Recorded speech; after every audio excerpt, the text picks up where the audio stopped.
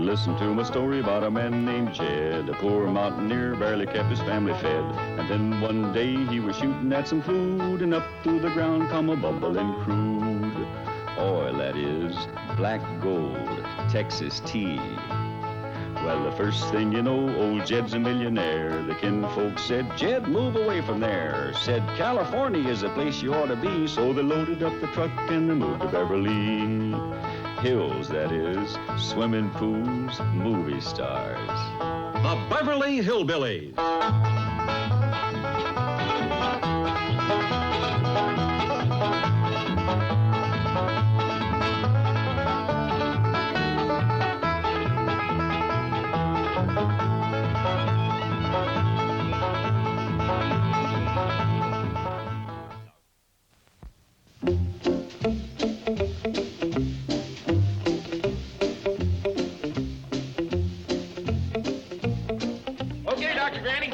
It's all ready to go. That's a dandy siren. Sure beats the one I had on my buckboard back in the hills. You had a siren back there, Granny? Oh, sure. Our old hound dog, Duke, used to sit on the seat beside me and, Boy, sure strange to think how crude things was then when you see what we got now. Good thing I got something this snazzy. After all, I'm competing with them Beverly Hills Society sawbones. This is going to be a good thing for them city folks. Yeah. With me on that truck, there'll be a doctor within a few minutes of any automobile accident. That's for sure. Heck, we caused most of them. What in tarnation?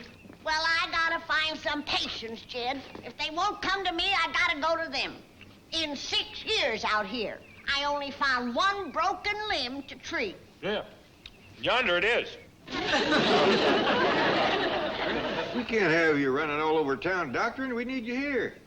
No, you don't.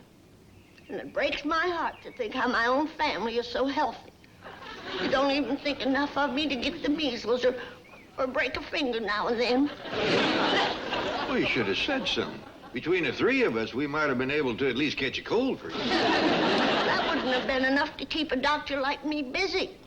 I was ready to volunteer for the Army Medical Corps. Yeah, but she figured she could find more people to treat just driving around on the California freeways. What's Duke toting all that rheumatism medicine for? Oh, he's gonna take care of finding folks that get lost in snow slides or avalanche. Oh, good. There's a whole lot of them in Beverly Hills. Well, you never know when a cold snap might come up. Besides, most of the corn squeezings in there is for the truck. Might run out of gas. Which leaves about a jug's worth for you. Well, you heard the old saying, a thimbleful a day keeps the doctor okay. No, but I've seen your drinking thimble. Come on, Duke. We're going to take that cake back to the kitchen. Wait a minute, Jed. I gotta bring at least a couple of swallows with me to sterilize my instruments in. Uh-huh, I see. Well, thanks for the advice on meeting fellas, Miss Jane. Oh, I know all the tricks, Ellie. Unfortunately, a trap is only as good as it's paid. It's over for time. Why, excuse me, Ellie, I have to hang up now. Today's the day we find out if Rex Goodbody's going to need an operation. Is he a friend of yours? Rex Goodbody's a character on A Journey to Misery. Oh, dear. I really must go now. Everyone's in my office waiting to hear the diagnosis. Goodbye, dear. And now, we are happy to present A Journey to Misery. Granny, you got a four-leaf clover. Of course I got a four-leaf clover. I'm a physician, ain't I? All right, so's I can wish Rex Goodbody luck. Who's Rex Goodbody? A friend of Miss Jane's. She says he finds out today whether he needs operation or not. Friend? Why didn't Miss Jane send him to me?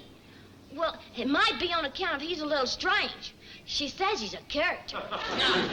City folks are partial to city sawbones. Them scalpel-happy goomers rather cut than cure. They get paid by the stitch. Golly, maybe that's why she says he's on a journey to misery. Of course. City quacks living in the dark ages. I ain't found one yet that even heard of a bat-wings poultice. Gee, maybe there's still time. Well, she said they was all at her office waiting for the diagnosis. then maybe there's still a chance. Ellie, go boil some water. Jethro! We got our first call! Start the siren and away! Yes, ma'am. As soon as I remember where I left my ham hock. Start the siren! Yes, ma'am.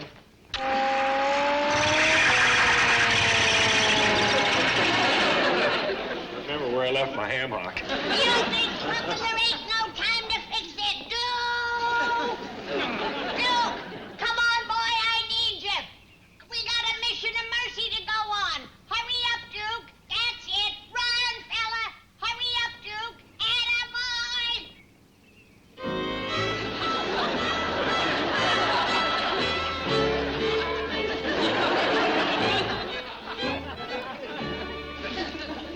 Granny, I don't think Duke is exactly filled with a healing spirit. He'll get it. Remember, Duke, how you used to siren for me back home? Well, you gotta do it again for me. Now, hop up on that truck. Oh, Duke remembers. Start it up, Jethro. Rex Goodbody needs us. Yes, sir, Doctor. Sound off, Duke. Listen to old Duke's siren howl. The old ways is the best way. All right, Jethro, let's go.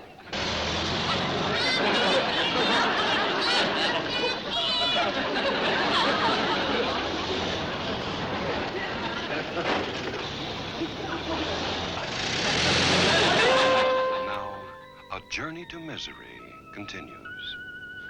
Tell me, Doctor. I can take it. Do I need an operation? Gee, I hope the diagnosis is something serious. Me too. He's been getting the examination for 3 months. All right, what's going on here? Today's the day we see if they're going to perform an operation on Rex Goodbody. Well, I'm going to perform an operation on a few secretaries, like cutting off their salaries. We're on our lunch hour.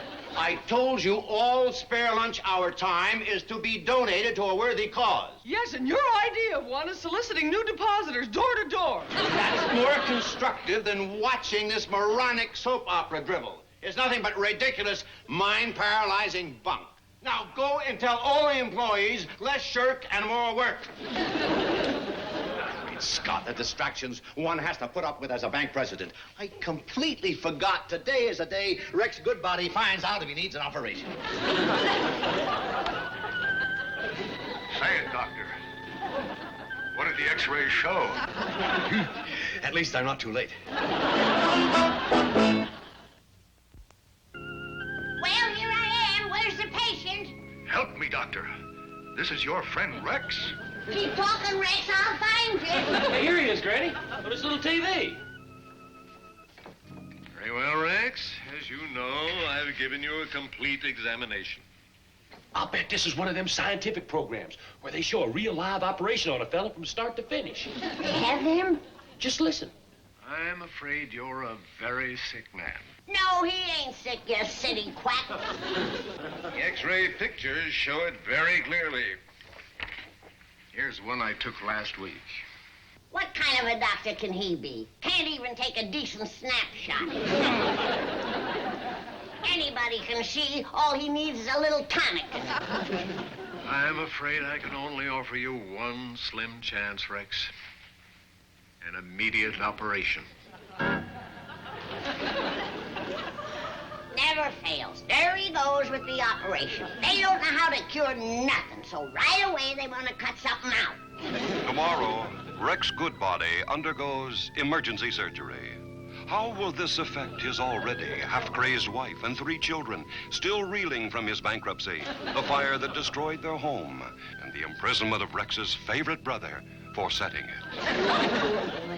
After all that, having to go through an unnecessary operation. Granny, maybe that wasn't one of them scientific programs. It might have been just a regular show. Don't be ridiculous. You suppose folks want to watch that heartbreak and suffering for entertainment? I guess you're right. Here, take this down to the truck and don't let nobody know what we're doing. That'll be easy. I don't know myself. We're gonna find that good-body goober before he gets on the operating table tomorrow. Well, how come we have to keep it a secret? 'Cause Even after seeing what the new miracle drugs like newt eggs and wahoo bark can do, there's still folks that won't accept modern medicine.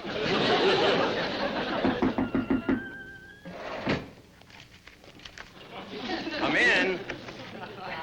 Mr. Drysdale, you ever heard of Rex Goodbody?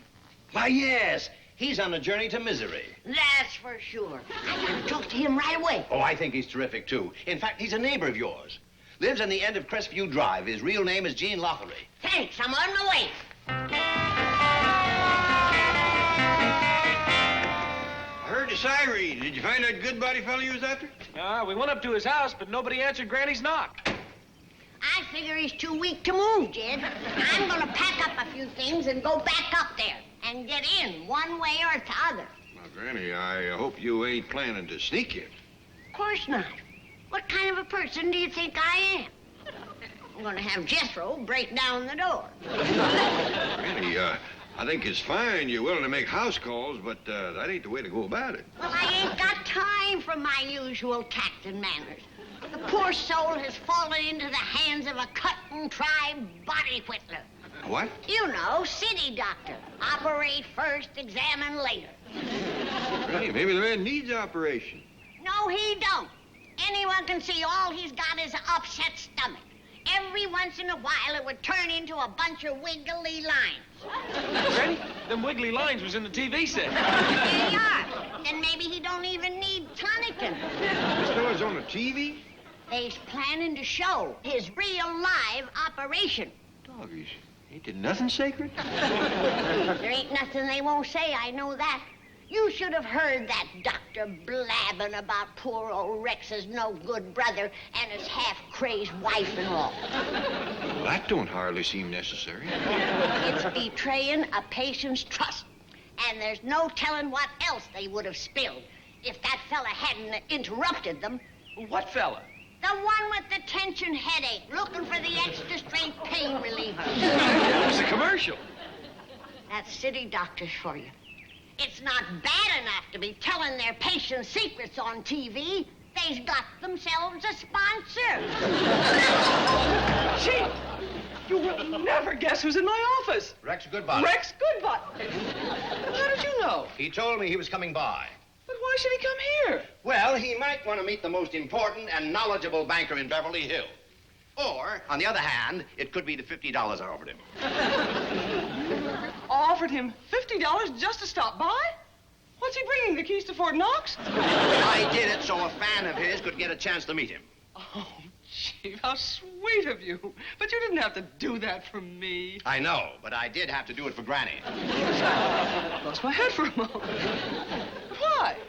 You don't know what a Rex Goodbody fan is until you've seen Granny. She's wild about him. Why, she even went up to his house to try to meet him. Well, of course, he is a bachelor and very appealing. Anybody that can keep Granny interested in staying in Beverly Hills is more than appealing. He's money in the bank. Mr. Clampett's money in my bank. Mr. Goodbody, come in, come in. Well, perhaps I should say, Mr. Lothery. You know, you portray your role of Rex Goodbody so magnificently, it's hard to think of you as someone else. Compliments I can get from my agent. Where's the $50? All right? But I'm not going to mince words either. You don't have much longer to live. What? You are not going to pull through your operation on that soap opera tomorrow. What? Who told you? The producer. They said they wanted something new for the show, something upbeat. So they're killing you off. But I can't die now. I just bought a new house. I know. I managed to acquire the mortgage. I didn't expect to get killed off. I was looking forward to playing a hopeless cripple for a while. Well, that's too bad. But perhaps I could help you with the mortgage if you would do me a little favor in return. You know you've got me. What do you want? First, my $50 back. Next, there's a sweet little old lady who's a big fan of yours. She's dying to meet you. Now, if you can just go up there and put on a little friendship act. All right. An act's an act.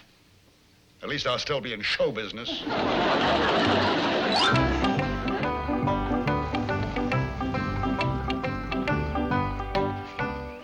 We got company, So be polite. Critters is supposed to be seen and not heard. Hello, my little chicken. Saying hello to you, Esmeralda. Stick out your claw. She's probably embarrassed to take hold of your hand. She's been out scratching in the dirt. Drysdale said to expect anything. Say, my dear, I don't suppose there's a chance that you could be Granny? Well, heck no, I'm Ellie. Figures the way my luck's been running. Name's Gene Lothry. Oh, howdy. You may know me better as Rex Goodbody. I'm on a journey to misery. Oh, yeah, Granny's been looking for you. Yes, I'm looking for her, too. Thank goodness you made it. I'll take you to her. Fine. But you shouldn't be walking.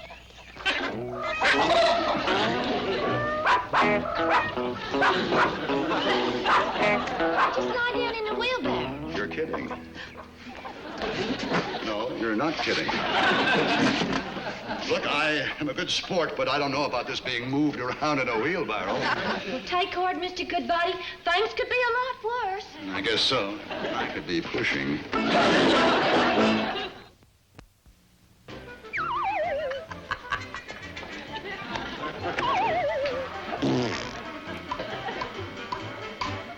Chief? What have you got back there? It's a television set. I brought it in so I won't miss any important news or public affairs shows. Well,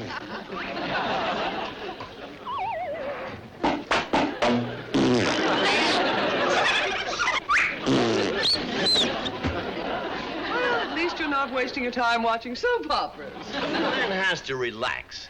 It was tough arranging for Rex Goodbody to meet Granny. Really?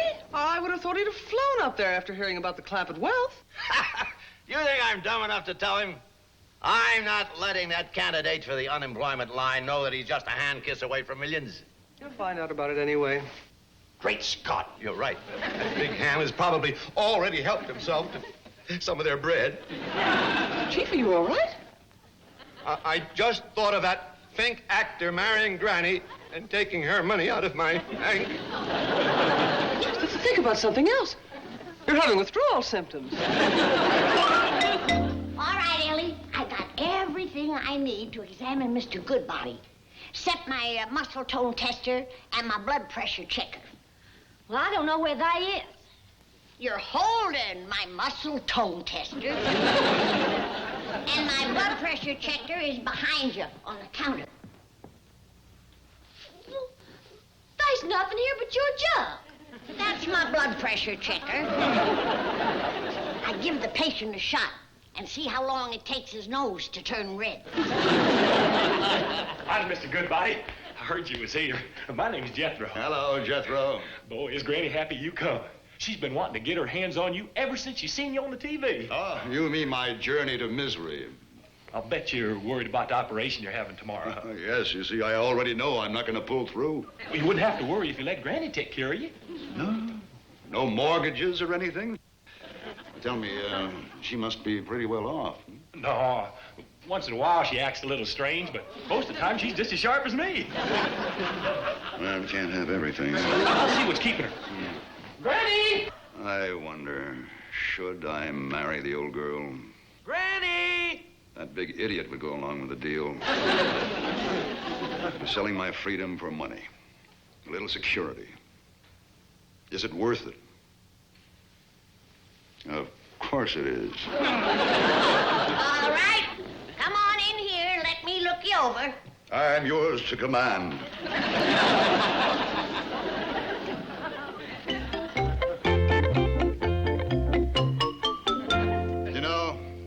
You shouldn't hide such a fabulous figure underneath that butcher's smock. Beg your pardon? You look a little like a meat cutter. Only if all else fails. How is your wife taking all this? My wife? Oh, you mean the one they talk about on television? You got more than her? No. And I'm only married to that one for 30 minutes each day. The rest of the time, I'm footloose and fancy-free. Wonder the poor woman is half crazed. Pardon me? Nothing. Now, let me look you over. All right. I hope seeing me in person isn't a disappointment. Oh, you still look fine to me. You look like $1 million to me. Several million, in fact. Reflexes okay. Granny, you're gorgeous. Eyesight perfect. Oh, this really necessary? Of course. I gotta make sure that you're in good health. I only seen you on TV 2 or 3 times. All right, dear. You're the doctor. That's right. And be sure you remember it. Oh, the curse of being a beautiful woman. I suppose you've had the pucker, dapple, phoebus, and skunk fever. No. Oh? None of the usual childhood diseases, huh? Well, I'll test your hearing. Hello! Hearing normal. Got any muscle pains here? Not until you did that. I think I feel a drag. Don't doubt it. You ever been through an engine raid? It's late. I must be getting back to my network. Network? Are you a fisherman? You can tell by now if I'm right for you. Haven't I passed your test? Not all of them. But you're going to be okay. I wouldn't even show up for that operation tomorrow. I won't. Who needs it? Ah, Granny, you and I will have a beautiful life together. Put me down, you Hollywood wolf. Maybe you can forget your poor half-crazed wife and 3 young'uns, but I can't. You ought to be ashamed ignoring them and carousing around making passes at beautiful women. I know I'm a temptation, but you gotta be strong. But Granny, sweetheart. Don't call me that. Now you get out of here before I forget I'm a lady. Daisy, you still got it. Where are you going today, Granny? Out cruising the freeways looking for broken bodies. Jethro, turn off that TV. Let's keep going. You never told me what happened when you saw Mr. Goodbody yesterday. I'd rather not talk about it, Jed. His health was all right, but, oh, his character was in miserable shape. Hey, Granny, come quick. That Goodbody's fella's having his operation anyway, right on the TV. And blame fool, I told him he didn't need one. Maybe he's just awful anxious to get into show business. All right, Rex. We're almost ready to operate. Look after my wife and kids, Doc. You two-face, I know how you really feel about him. But heal that he is. Even he don't deserve a needless operation. We better rescue him. Where is he? But they'll know at the TV station. Come on, let's go. There's no time to lose. No time to stop. This is a medical emergency. Now, we rejoin a journey to misery. All right. Anesthesia. Gee, Mr. Drysdale, it's sure nice of you to let us watch Journey to Misery in your office. My pleasure, girls. Wait a minute. Somebody didn't pay their 10 cents admission.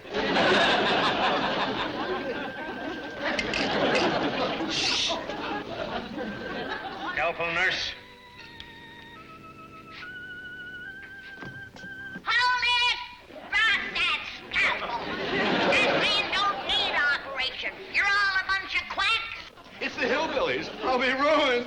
Can't do this. We're on the air.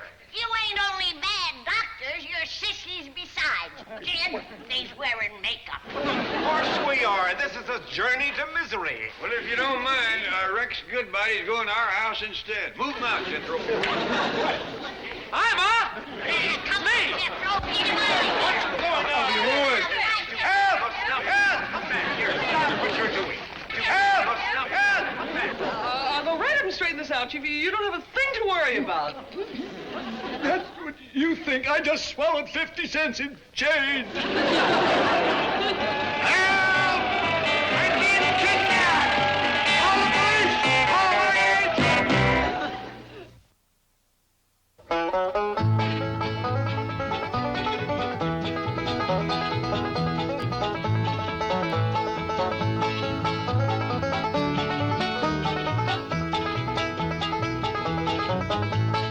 Now it's time to say goodbye to Jed and all his kin.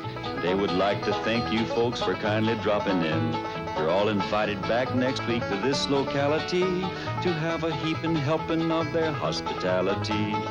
Hillbilly, that is. Set a spell. Take your shoes off. Y'all come back now. Here. This has been a Filmways presentation.